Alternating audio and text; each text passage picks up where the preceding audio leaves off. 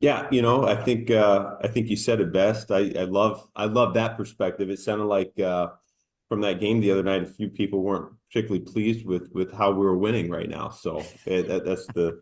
I woke up this morning and my kids were watching the second half before school, and so I heard some of the commentary. But listen, in this league, any way you can find a way to win.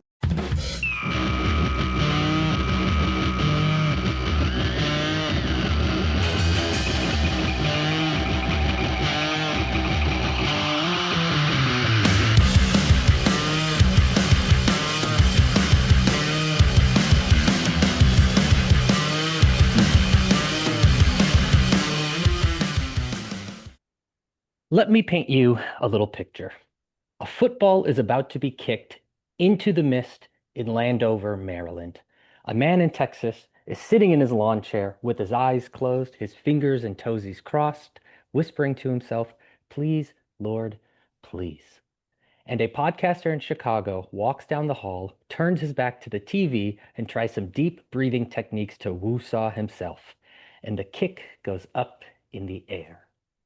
Whew, that was a doozy, boy. In the shadow of a Hail Mary, Troy and Joe's haterations, and refs in long sleeves with itchy flag fingers, the Bears came out with a huge victory against the Washington football team last night. So, what did we learn about the Bears this week? Oh man. So just for reference, myself and Chirag watched the game together last night. I think it's the first time we've done that, to be honest. So that was a fun experience. And I kind of just listened to the kick rather than watching it. I just couldn't. I was just like, you know what? I'm just gonna listen to it, and I think it'll be good. Um, so that was me, obviously. What are you talking about? What did we learn? Wow. Man, that bye week came at a good time. Feels Mm. like, there was some question marks about the running game, the offensive line play. They played a lot better coming out of the bye. Now, was it a perfect game? No, I don't think so. There's still a lot of mistakes, a lot of missed plays out in the field, a lot of penalties. I mean, gosh, me and you were talking about during the game, like what were some of these penalties? Like, yeah, the Bears still had some penalties and maybe some were legit, but man, a lot of those felt like questionable calls that you're just like, I don't even see a face mask there. Or like, what do you mean Theo Benedict's head was too far back? What are we doing? And the guy threw the flag after Caleb threw the pass. If it was an illegal formation, that flag should come out right when the ball's hiked, not like 1, 2, okay, Caleb throws it. Now let me throw this flag. What do Yeah. we? And before the game, I think we talked about it while we are watching it. Alex Moore's crew throws a lot of flags, and so that was something that I was worried about going into the game. Um, would it benefit us? Would it hurt us? And definitely took some points off the board. Definitely kept some Washington drives alive. Washington's fourth down play looked like a pretty obvious OPI pick, especially if you're going to call OPI on Colston Loveland for like a mild like shove there Yeah. on a pass play. I don't know. It was not great, but the Bears found a way to win a game once again that they have lost many times before. Did they have things go their way? Absolutely. Um, you know, but some of the luck you make you're on your own, right? So I think we learned that hey, this team is starting to believe that if it's close, they're going to find a way to win, rather than if it's close, they're going to find a way to lose.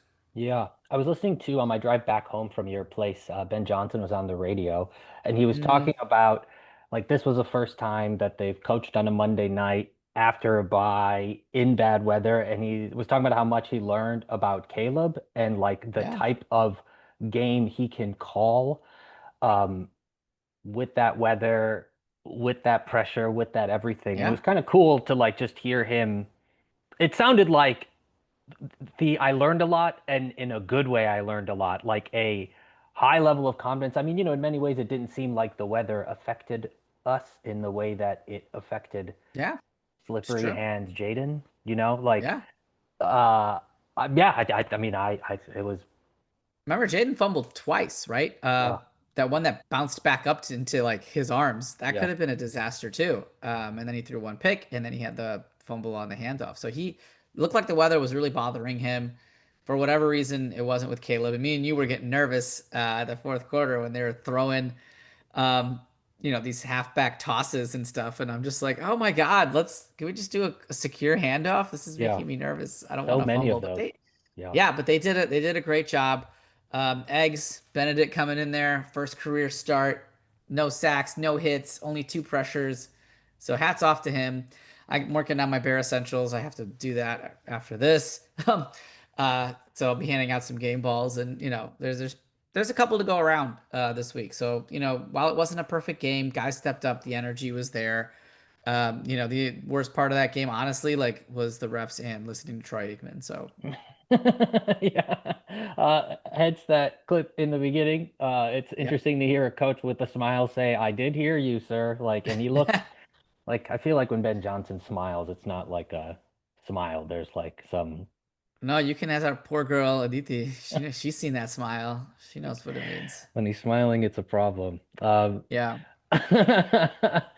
Did you, I mean, it is interesting. They talked about like, or Ben Johnson had said like different team than last year's Hail Hmm. Mary stuff, but it is, I think it's like pretty obvious that having a victory in that place to reset where seasons kind of went Yeah. in two different directions, to have this to like be the team that didn't make the fuck ups in the end, like I think it could be pretty. They're just not doing dumb things, Yeah, which is like they're not shooting themselves in the foot. They're not the ones that are fumbling on handoffs, right? Or things like that. I mean, Caleb, actually the weather, yeah, Caleb had a snap, right, that he couldn't field. right. That was a Sure. little high.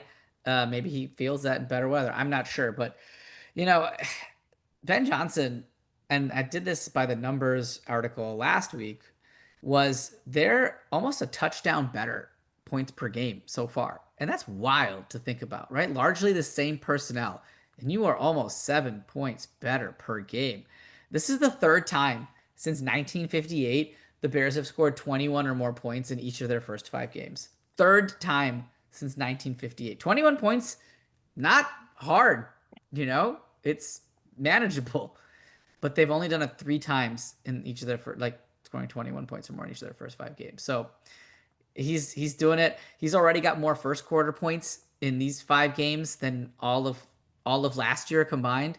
So whatever they're doing in the offense, it's working, and I think it's just gonna get better, right? The more reps these guys get, the more they're learning the plays on the field together, building the rapport. So yeah, it's exciting. They won two games on the road, both by a score of 25-24, which is interesting. I don't think that's Mhm. ever happened before. So one on a field goal, one on a blocked field goal. So they like to keep us on our toes, but it was fun to watch. The offensive line, like we said, played much better. Shout out DeAndre Swift. He's been Yeah, getting shout killed, out. not by us, by everybody else.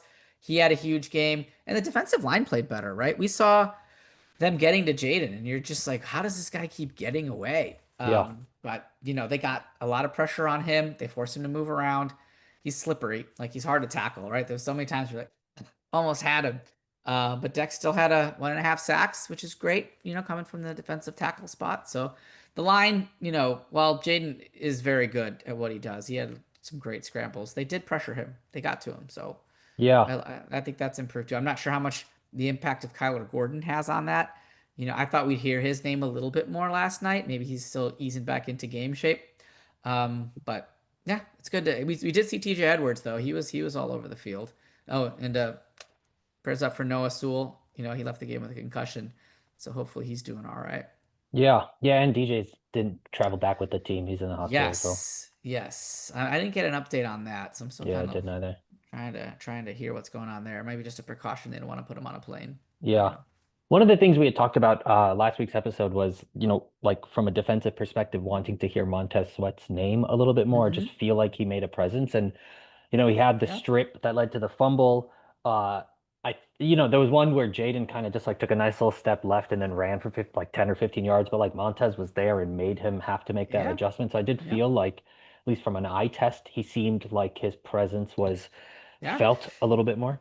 He had that one pressure, right? But unfortunately smacked Jaden in the face afterwards, so it got called for a penalty. But he was in his face again. Yeah. So I think this was a little bit of a revenge game for Montez, getting traded from the Commanders a couple years ago. So yeah, it's it's good. I hope they keep up this energy right? I hope it's not like they're all amped up for the Commanders game because of how it went down last year. And then next week we have the Saints, who are not good, but they've been frisky, they've been competitive, and then just kind of totally lay an egg. That's what an old Bears team would do too. So let's see what happens.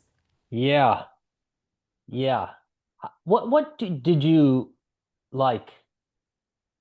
I mean, what did you notice on the offensive line that just looked different? I mean, obviously, Holes, like, big yeah. holes, Mm. holes for Swift to run through, and like Swift's vision has been questioned, right? But when you have holes that big, where the hell else are you supposed to go, right? Like it was very obvious, run here. And he had some great holes. Darnell Wright, awesome, right? He's playing with his elbow cast. I think he tore some ligament in his elbow. He's playing with that. I think that's probably going to be an issue all season for him. Yeah. But he's gutting it out, man. So yeah, the tackles played well. Joe Tooney, I think he had again 0 pressures. He's just a stud. So the holes, whatever they did to fix the run game in terms of scheming it differently. I don't think Washington's a bad run defense. They have pretty good defensive linemen, so must have been something the Bears did differently to get Swift more open. Now, did he have a couple 2 yards in a cloud of dust? Sure, but that's Yeah. going to happen. Kyle ran well. They gave it to Roshan like twice, but he got positive yardage. Uh, one thing I did notice too in this game is we weren't behind the sticks a lot. A lot of 3rd and 5s, right? I mean, we were having trouble converting them towards the later part of the game, but Yeah. man, even that Vegas game was like a lot of 3rd and 12s, 3rd and 19s sometimes, and you're just like, we have no chance of converting this. We had one 3rd and 16, Mm. but other than that, very third and manageable that these guys got themselves into. I thought Ben had a really solid game.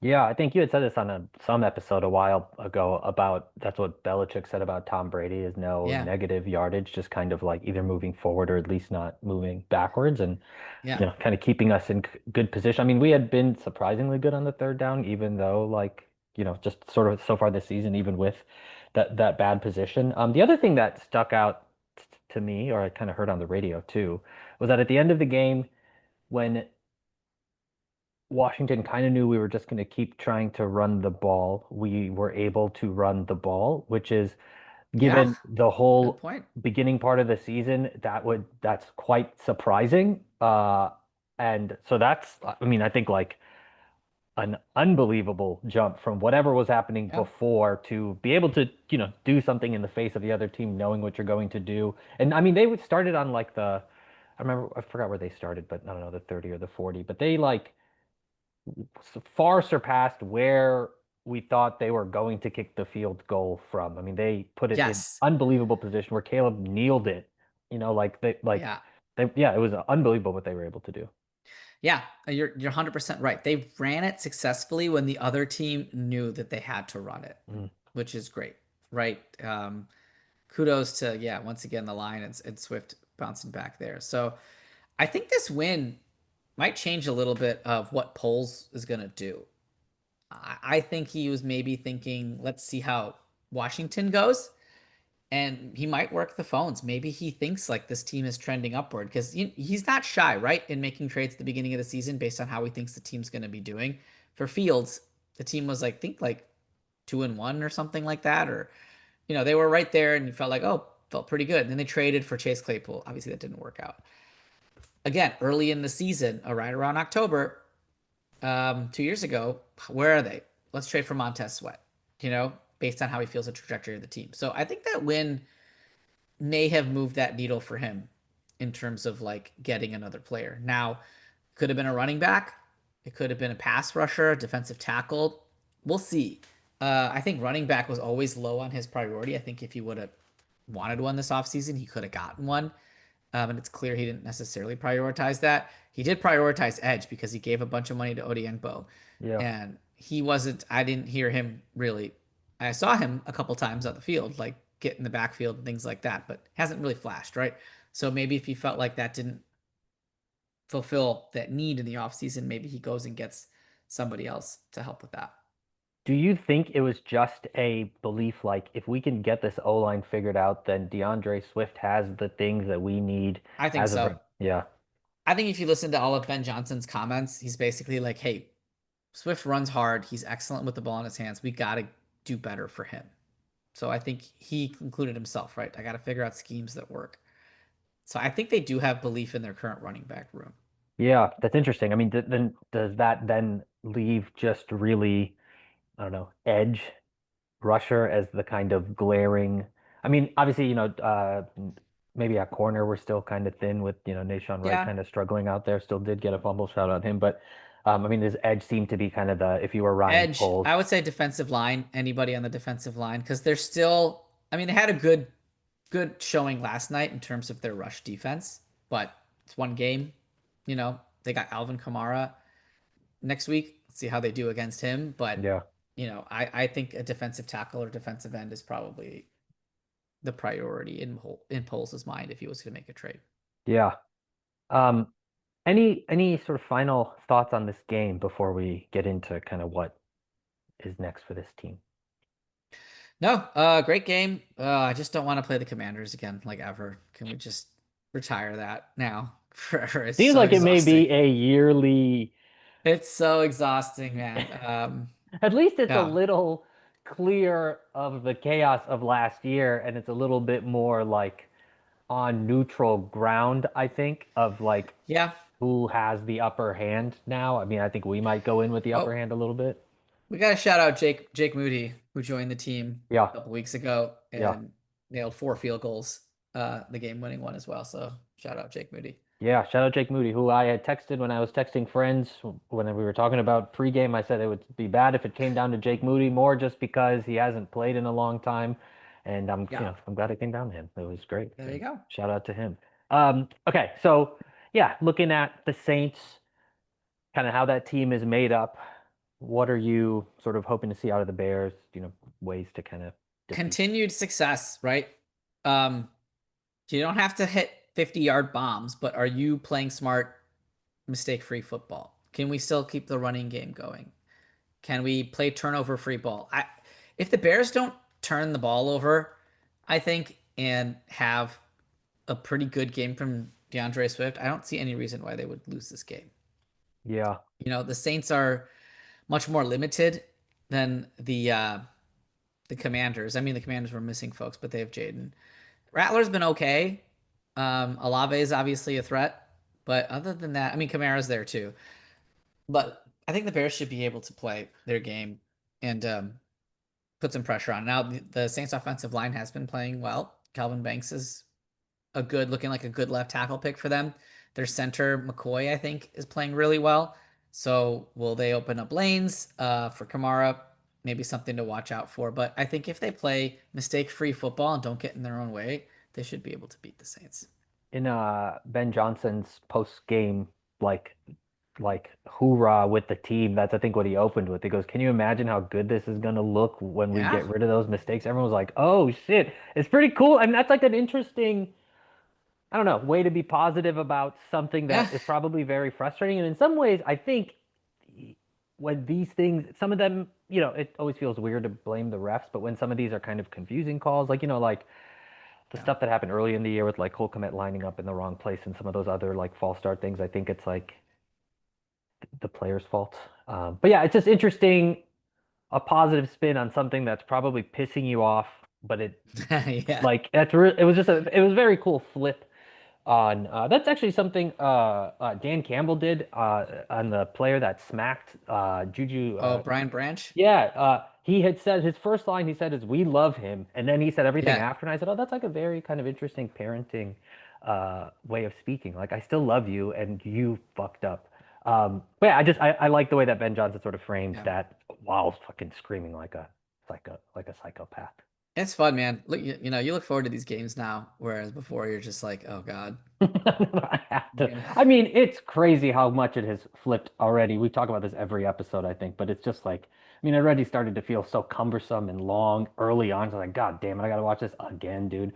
But it's nice to be able to come to a game like excited and full of Yeah. hope and potential. And we had some nice lamb shawarma. Yeah, we did. Shout out Sultan's Market.